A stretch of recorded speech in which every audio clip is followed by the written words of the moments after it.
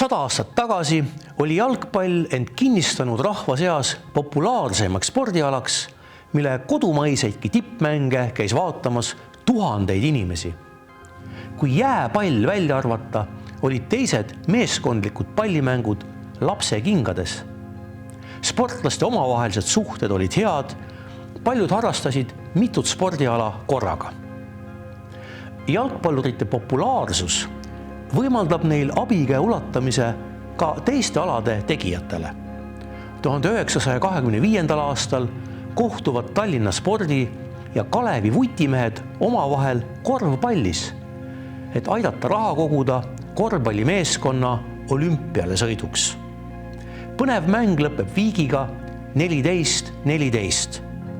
Sealjuures viskab spordimängija Bernhard Rein ühe haruldase korvi, mida Eesti Spordileht on kirjeldanud nii.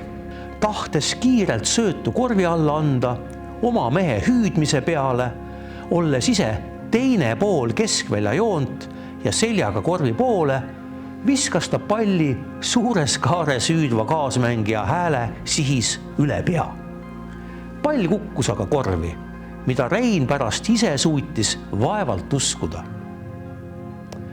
Omavahel mõõdavad oskusi ka spordi ja Kalevi B-meeskonnad, aga üllas plaan aidata rahastada korvpallurite osavõttu olümpiast läheb luhta, sest korvpall ei kuulu 1928. aasta olümpiakavva.